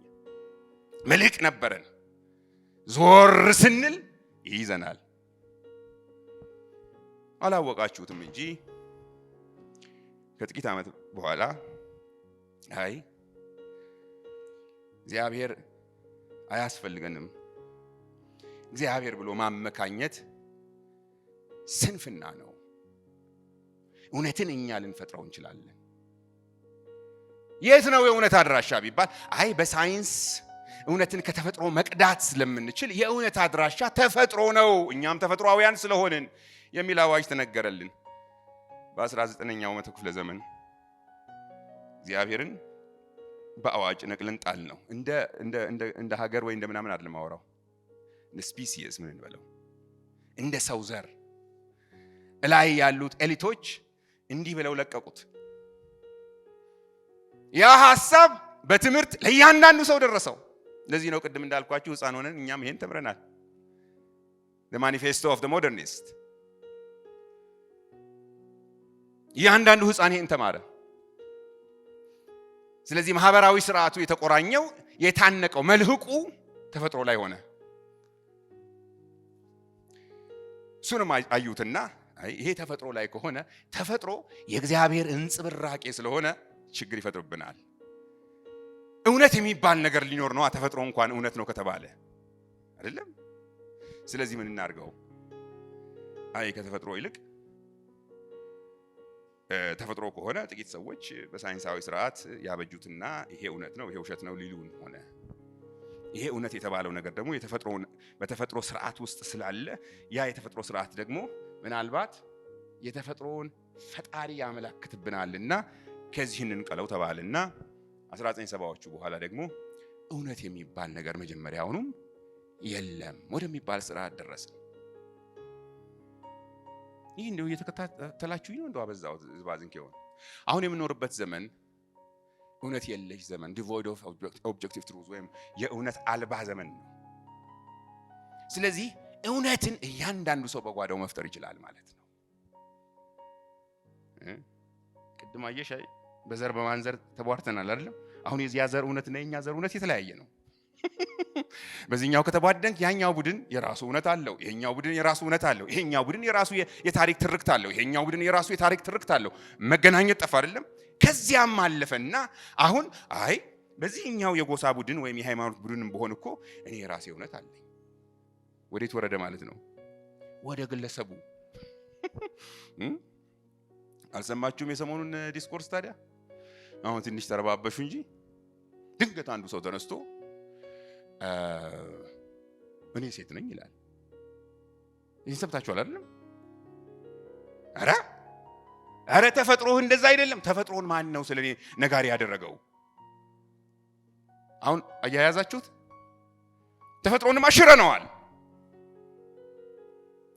እውነት ለኔ ራሴ ነኝ። ዛሬ ወንድ ሆን ወንድ ነኝ፣ ነገ ሴት ነኝ ካልኩ አንተ ማን ነህ አይደለህም የምትለኝ። እንዴ ተፈጥሮን ማክጃለሁ። የእውነት መልህቁ እኔ ነኝ። የኔ ስሜት ነው፣ የሚሰማኝ ነገር ነው፣ የኔ ፍጹም ነፃነቴ ነው። ያሰኘኝን መሆን እችላለሁ ወደሚል ደርሰናል። ማዕከላዊው ነገር ሰው ነው። የሰው ማንነት ላይ ነው ይህ ሁሉ ነገር የሚሰራው። ድንገት ተነስቶ ሰው ሁሉ ለዚህ መደነስ ጀመረ። አንድ ስታቲስቲክስ ሳይ አሜሪካን ሀገር አንዳንድ የትንንሽ ተማሪዎች ትምህርት ቤት አንደኛ ደረጃ ትምህርት ቤት እስከ 40% ህፃናት ተነስተው እኔ ወንድ ነኝ እኔ ሴት ነኝ ማለት ጀመሩ። በራሳቸው ማለት ነው። ህፃናት ሲደንሱ ለዚህ ሙዚቃ፣ ትልልቁም ሰው መብት ነው ምን አገባቸው ማለት ጀመረ። እሱ የሚል ይመስለዋል አይደለም? አይደለም። አንተ አፍ ያለ ይመስልሃል እንጂ በአፍ በኩል የተናገረው ያ ሙዚቃ ነው። አንዷ ሴትዮ ባለፈው ብያችሁ ሊሆን ይችላል እንዲሁ በዚሁ ጉዳይ ስለ ቸርች እየነቀፈች ስትነግረኝ ውጭ ሀገር ነው እሱም ምን ልበላት ያልኳት ነገር ይሄ ነው። አንቺ የምትናገሪና የምታስብ ይመስልሻል እንጂ አንቺ እየተናገርሽና እያሰብሽ አይደለም። ለምን አለችኝ። ሁላችሁም ነው እንደዚህ የምትሉት። እንዴት ነው እንደዚህ አንድ አይነት ሙዚቃ ምዘፍኑት? ሁላችሁ ሌላ ሰው እንደኔ ያስባል? ሁላችሁም አንድ አይነት ነው ሐሳባችሁ። አሁን ሙዚቃ ተለቋል ማለት ነው። ማህበራዊ ቀውስ ፈጥረናል። የማህበር እውነት የለንም። የወል እውነት የለንም። እንዴት ተብሎ ይሰራል ቤት ብራዘር? ባቢሎን ማህበራዊ ስርዓት ነው። ልንቀጥል እንችላለን በዚህ እየተገነባ ያለውን ዓለም አቀፋዊ ስነ ስርዓት። ባህሉንም ታውቁታላችሁ። በተለይ ወርልድ ዋይድ ዌብ ከተለቀቀ ጀምሮ እያንዳንዱ ሰው ክር አለው አይደለም? ክር አለው ማለት ፓፔት ሾው ክር አለው። በዚህ በኩል ምናስበው ምንናገረው ደስ የሚለን ነገር የሚያስጨንቀን ነገር ይለቀቅልናል በየቀኑ። በዚያም ደግሞ ሪስፖንድ እናደርጋለን። ያው እያስጠነቀቅኳችሁ ነው፣ ራሴንም እያስጠነቀቅኩ ነው። ከሁሉ በላይ ደግሞ አስፈሪው ነገር፣ ከዚህ በኋላ ብዙ አልቆይም ጨርሳለሁ። አስፈሪው ነገር ሁለት ነገሮች ናቸው። አንደኛ የቴክኖሎጂ አቅጣጫ። ይህንን ሰፋ አድርጋችሁ ብትወያዩበት ጥሩ ነው። የቴክኖሎጂ ፍጥነትና አቅጣጫ።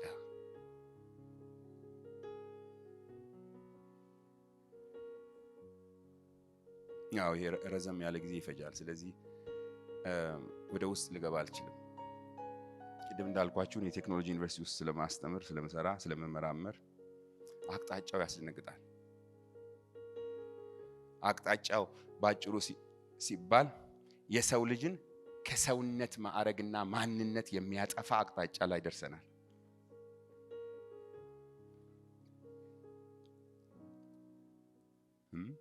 You've heard about AI, the artificial intelligence. ሰውን ለመተካት ሰው የሚባለውን ፍጥረት ለመተካት ጥግ ደርሰናል። ለዚህ ደግሞ እያንዳንዳችን ለዚህ እየተገነባ ላለው አዲስ ስብዕና፣ አንዳንዶች ሰዎች እንደሚሉት አዲስ አምላክ፣ እኛ የምንገነባው አዲስ አምላክ እያንዳንዳችን እናዋጣለን። በኢንተርኔትም ይሁን በኢሜይልም ይሁን በሌላ ሶሻል ሚዲያ የምታደርጉት ነገር በሙሉ ለዚህ እየተገነባ ላለው አዲስ አምላክ ወይም አዲስ ጣዖት ግብአት ሆኖ ይገባል። በየቀኑ አንድ ሰው ሲናገር ይህ አርቲፊሻል ኢንተለጀንስ ወይም ይህ የኮምፒውተር መረብ እንደ አንድ ህሊና ቢታሰብ እንደ አንድም ህሊና እያደገ ስለሆነ ከአንድ ሰው አንድ ትሪሊየን ጊዜ እጥፍ የመማር አቅም አለው ይላሉ። which means የሰው ልጅ ሁሉ ተጠራቅሞ አእምሮን አንድ ላይ አድርጎ ሊያቀው ከሚችለው በላይ በቀን በብዙ እጥፍ ይህ የኮምፒውተር የኢንተርኔት መረብ አዲስ ኢንተለጀንስ ያውቃል ይላሉ። አሁን እዚህ ውስጥ ገብቼ መቼም ከምዘባርቅ ምናልባት ኤአይ ላይ የሚሰሩ ሰዎች፣ የኮምፒውተር ሰዎች፣ ያነበቡ ሰዎች፣ ዘመናዊውን አወቃቀርና አካሄድ የሚያዩ ሰዎች ቢያስረዷችሁ ይሻላል። እኔ ግን የባቢሎን ግንብ ብለዋለሁ። የባቢሎን ግንብ ምክንያቱም ኤአይ by the end of the day ሰውን ብቻ ሳይሆን እግዚአብሔርንም ለመተካት የሚሰራ እየተሰራ ያለ እየተገነባ ያለ እንደውም ወደ ፍጻሜው እየደረሰ ያለ ፕሮጀክት ነው በሰው ልጆች። አሁን ስለምንም ነገር በሞባይላችሁ ጥያቄ ብትጠይቁ የመጀመሪያውን መልስ የምታገኙት ከዚህ ነፍስ የለሽ ሰው ሰራሽ ኢንተለጀንስ ነው። ባለፈው ነግሬያችሁ ሊሆን ይችላል። አንዱ ጓደኛዬ ከኢትዮጵያ ሄዶ እዛ ጀመን ሀገር ከጓደኛው ጋር ሲከራከሩ ነው። ያኛው አማኝ አይደለም፣ ይሄኛው አማኝ ነው። ትራዲሽናል ቢሆን አማኝ ነው እና በእግዚአብሔር መከራከር ጀመሩ። ይሄ ትራዲሽናል አማኝ ነው። ደነገጠ። ያኛው አውሮፓዊ የሚያወራው እግዚአብሔር ምን ይሰራልኛል? እግዚአብሔር የምትለው ለአንተ ሊሰራ ይችላል። እኔ ግን ጉግል አለኝ አለው። የምጠይቀውን ጥያቄ ሰከንድ ሳይሞላ ይመልስልኛል። እስኪ ጥያቄ ንገረኝ፣ ይመልስልኛል። ጸሎት መጸለይ አያስፈልገኝም ነው ነገሩ። በጥሩ ቋንቋ በቀላል ሐሳብ እርስ በርሳችሁ በዚህ ጉዳይ ላይ ብትወያዩ ጥሩ ነው። ዓለም ያዘመመ ነው። ከባቢሎን አመጽ ባለፈ አንድ ትልቅ የባቢሎን ሐውልት ወይም ደግሞ እነ ዳንኤል አንሰግድለትም ያሉት ያ ትልቅ ጣዖት እየተገነባ ነው። ይሄ ደግሞ ኮንሽስነስ ነው። አንዳንዱ ሰዎች አይ ኮንሽስነስ አይደለም፣ ኮንሽስ አይደለም፣ ይሄ ሰልፍ አዌርነስ የለውም ሊሉ ይችላሉ። አይደለም። እንደ እግዚአብሔር ክፉና ደጉን ወስኖ የሚነግረን ማንነት እየተገነባ ነው። አርቲፊሻሊ የሰው ልጅ ነው የሚገነባ። ለመጀመሪያ ጊዜ የሰው ልጅ የራሱን ጣዖት በቅጡ ማበጀት ቻለ ብለው ያሞካሹታል። የሰው ልጅ ከፈጠረን አምላክ ይልቅ አሁን የፈጠርነው አምላክ ይሻለናል ወደ ማለት ደረጃ ደርሰዋል። This is funny። ከዚህም ጋር ተያይዞ ሁለተኛው የሚያስፈራው ነገር የየግለሰቡ ባህሪ መቀየር ነው። አይገርማችሁ? ሁለተኛ ጢሞቴዎስ ላይ ነው ጳውሎስ ያስጠነቀቀው ማነው ስሙን ጢሞቴዎስን፣ ተጠንቀቅ፣ በዘመኑ መጨረሻ ሰዎች ጸባያቸው ይቀየራል። ሳይወዱ ነው፣ ሙዚቃው ነው የሚቀይራቸው። ችኩሎች ይሆናሉ። እስቲ ንገሩኝ። ራሳቸውን የሚወዱ ይሆናሉ። ወላጆቻቸውን የማይታዘዙ ገንዘብን የሚወዱና የሚያመልኩ ይሆናሉ። ችኩሎች ይሆናሉ። ከጥቂት ዓመት በፊት እኮ ተማሪዎች ከኔ ጥያቄ ጠይቀው ለማግኘት ብዙ አይቸገሩም። ኔክስት ዊክ ብላቸው ምንም ችግር የለም። አሁን ግን በዳሰሳ ማግኘት ካልቻሉ ይጦዛሉ። እውነቴን ነው። አሜሪካ ያለው ወዳጃችሁ ወይም ወንድማችሁ ወይ እህታችሁን በዋትስአፕ ካላገኛችሁት ምን ይሰማችኋል? አሁን ድሮ እንዴት ነበር? በስንት ጊዜ ነበር ደብዳቤ የሚመጣው? ትዕግስት ነበረ ማለት ነው አይደለም? ምን ሆኖ ይሁን ለነር ነው። አንክሸስ ሆነናል። ሁላችንም አንክሸስ ጭንቆ ሆነናል። በየሰከንዱ የሚለቀቅብን ኢንፎርሜሽን አለ። ያ ነገር ጸባያችንን ቀይሮታል። ስለ ፍቅር፣ ስለ ህይወት ያለን አስተሳሰብ ራሱ ቀሊል ብቻ አይደለም፣ አደገኛ ሆኗል። እውነቴን ነው። ችኩሎች ወደን አይደለም። የዘመኑ ሙዚቃ አስቸኩሎናል። መረጋጋት የለም። ወላጅና ልጅ መካከል ያለው ርቀትማ አይለክ ሆኗል። ወላጅን አለመታዘዝና ወላጅ ላይ ማመጽ የዘመኑ ምልክት ብቻ ሳይሆን መልካም ኳሊቲ ነው። መንግስታትም ልጆችን ይሰብካሉ። እኔ ያለሁበት ሀገር ወላጆቻቸውን እንዳይታዘዙ።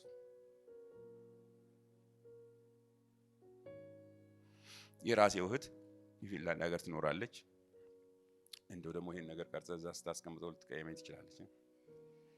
እና ልጅዋ 12 ዓመት ሆናት። 12 ዓመት ወደ ኢትዮጵያ ለመምጣት ያን ጊዜ የኮቪድ ጊዜ ስለነበረ ክትባት ማድረግ ነበረባቸው እና የሆነ ነገር ይሰጣቸዋል። ያው ሰርቲፊኬት አይደለም። እናት ለምዳለች። ሄዳ ጤና ጣቢያው ማለት ነው ክትባት የሚያደርገው ፊንላንድ ሀገር ነው። ምንድነው ስሙን ስጡን ሰርቲፊኬቱን ስትል አይ አንቺን እንሰጥሻለን የልጅሽን ግን አንሰጥሽም። እንዴ ለምን? 12 ዓመት ሞልቷታል። ስለዚህ የሷ የጤና ሚስጥር እየተጠበቀ ነው። አንቺ መጠይቃት ሺ ከጥቂት ዓመት በፊት 12 ነበር። አሁን 4 ዓመት ደርሷል። የ4 ዓመት ህፃን ወንድ ሴት ነኝ ካለ ወላጆች የሚቃወሙት ከሆነ ልጆቻቸውን ይነጠቃሉ። የ4 ዓመት እንዲሁ ለማጋጋል ፈልጌ አይደለም እያልኩ ያለሁት ሰልፍ ሬፈረንሻል እየሆንን ስለሆነ ሰልፍ ሬፈረንሻል ደግሞ እኔ የኔ ምልክት እኔ የኔ እውነት አዋቂም ሆኜ እንኳን ቢሆን አንድ ነገር ነው። አሁን ደግሞ ጭራሽ ያ ነገር ወደ ህፃናት ደርሰዋል። ህፃናቱን ምን እንደሚያደርጋቸው አስቡ። ወላጆቻቸውን አለመታዘዝ አይደለም፣ እውነትን እንዳይፈልጉ ይኮላሻሉ ማለት ነው። በጊዜ ልንቀጥል እንችላለን። በተለይ የመጨረሻው ሐሳቡ እዚህ ላይ ነው የሚሄደው። በተለይ የግለሰቦችንና የማህበራዊ ስርዓቱን ጸባይ behavior of the individual and the collective ስናይ የጳውሎስ መልእክት ላይ እንደርሳለን። የመጨረሻው ዘመን ብዙ ተብሏል። ስለዚህ ላይም አስተማሪዎቻችሁ ብዙ አስተምሯችሁ ሊሆን ይችላል። እኔ ግን እንደዚህ ዘመን አስደንግጦኝ አያውቅም። ስለዚህም ከጥቂት ዓመታት ከጥቂት ወራት ጀምሮ ድንገት የሚያልቅ ይመስለኝ ጀምሯል። ይሄ ዓለም ድንገት መለከት የሚነፋ ይመስለኝ ጀምሯል። ይሄ ዓለም እነዚህን ካራክተሪስቲክስ ወይም ደግሞ ዳይሜንሽንስ ዘውጎች እያነሳው ማህበራዊ ስርዓቱን፣ የፖለቲካ ስርዓቱን፣ የቴክኖሎጂ ስርዓቱን፣ የባህላዊ ስርዓቱን ከዛ ደግሞ አሁን እንደምንለው የቢሄቪየራል ላንድስኬፑን እያየው ስመጣ መደንገጥ ጀምሬያለሁ።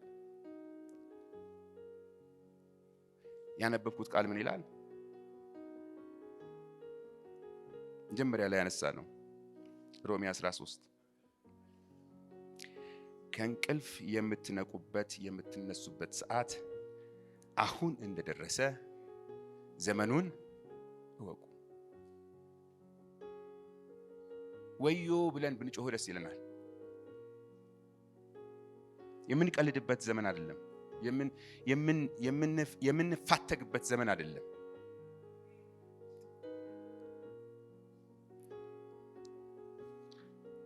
ዘጸአት 12:41 አንብበን እንጨርሳለን። ዘጸአት 12:41 ላይ እንኳን ባይሆንም ቀደም ያለውን ነገር ስለ ፋሲካ የተባለውን ብለን እንጨርሳለን።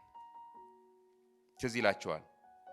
ይሄ ታሪክ የሚተርከው እስራኤል ከግብጽ ምድር የወጣበትን የመጨረሻዋን ሌሊት ነው። እስራኤል ከግብጽ ምድር የወጣበትን የመጨረሻዋን ሌሊት የሚተርክ ነገር ነው። እግዚአብሔር ለሙሴና ለአሮን እንዲህ ብሎ ትእዛዝ ሰጣቸው። ሌሊቷ ትመጣለች፣ እስራኤላውያን የሚያመልጡበት ሌሊት ትመጣለች። መዳናችን ቅድም ምንድን ነው ያለው ጳውሎስ? ካመንበት ጊዜ ይልቅ ነው የሚለው። አሁን መዳናችን ወደኛ ቀርቧል። ይሄ አዋጅ ተነግሮናል። በክርስቶስ ኢየሱስ ያንን ይዘናል። አሁን እስራኤሎች የተነገራቸው ይሄን ነው። ለሕዝብህ እንደዚህ ብለህ ኃላፊነት ስጥ፣ አውጅ። ሌሊት አንድ በግ ጠቦት እረዱ፣ ደሙንም አንስታችሁ በመቃውና በጎበኑ ላይ አድርጉ።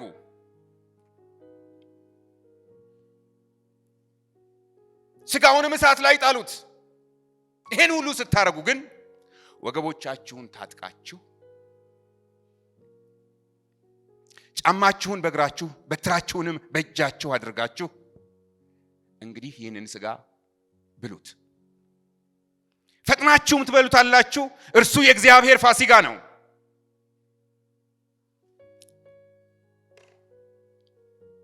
ለምንድን ነው ጫማ አድርገው በትር ይዘው ወገባቸውን ታጥቦ የሚበሉት? ጊዜ የለም። at any time the angel of days would pass. የእግዚአብሔር ቁጣ ያልፋል። at any time መለከት ይነፋል። ያን ጊዜ ምን ታደርጋላችሁ ነው? ተዘጋጁ። ኢየሱስ ነው እንደዚህ ያለው ለአስርቱ ቆነጃጅት፣ መብራታችሁ ከእጃችሁ አይጥፋ። መልእክቴም እንደዚህ ነው። የዘመኑን መልክ ጠለቅ ብዬ ላሳያችሁ አልቻልኩ ይሆናል፣ ግን ምስክርነት ይሄ ነው።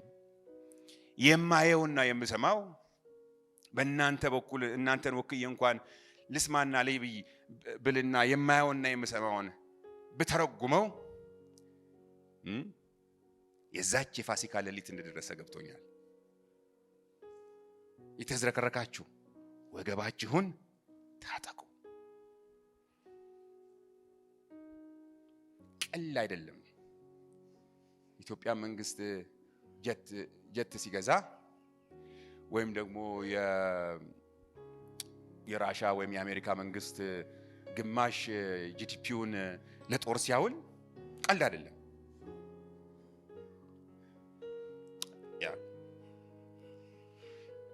ጥያቄያችን እንደዛ ነው። እግዚአብሔር ይርዳን። ወገባችሁን ታጠቁ፣ ጫማችሁንም አድርጉ። ጫማችሁን አድርጉ፣ በትራችሁንም በእጃችሁ ያዙ። at any time በየትኛውም ጊዜ ልፋፌ ይመጣል። እናንተ ግን እንደዚህ አድርጋችሁ መርምሩ። በዚህ ሰዓት በዚህ ጊዜ ጌታን የሚያስደስተው ምንድነው? ቃሉ የሚለው እንደዛ ነው። ለጌታ ደስ የሚያሰኘውን እየመረመራችሁ በእጆቻችሁ በትራችሁን ይዛችሁ ወገባችሁን ታጥቃችሁ ጫማ አድርጋችሁ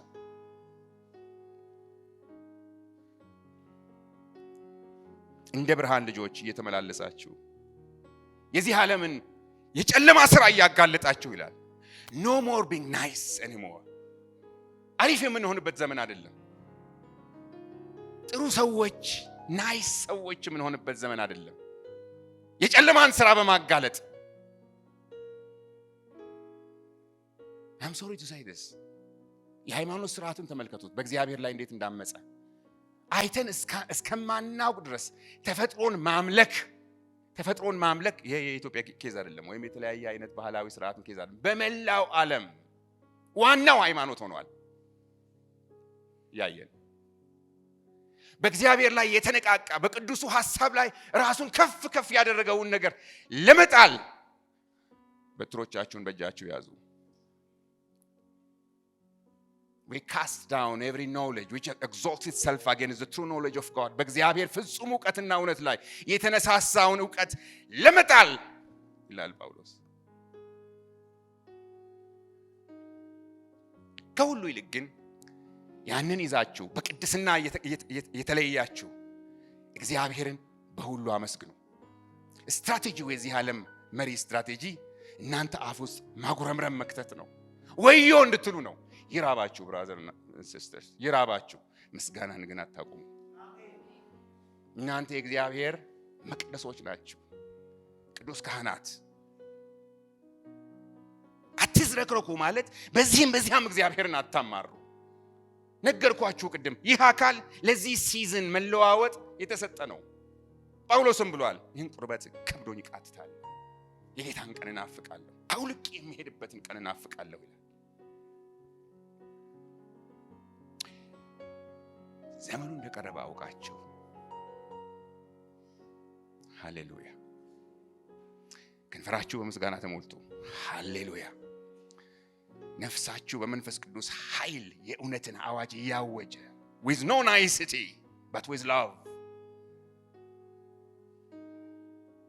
ጠብቁ። እንጸልይ። ጌታ አምላኬ ሆይ እኔና ወንድሞቼን ተመልከት። ያሳሰብከንን ቃል በልባችን እንድንሸሽግ በጌታ በኢየሱስ ስም እንጠይቅሃለን። ስንወጣና እንረሳ የምናየውን በአትኩሮት እንድናይ ቃልህ እንደሚል አስተውሉ፣ ሞኞች አትሁኑ፣ ጥበብ ይሙላባችሁ። የምናየውን እንደ ተራ ነገር እንዳናይ እንድናስተውል፣ እንድንፈራ ሳይሆን እንድንጨክን መንፈስ ቅዱስ እርዳን።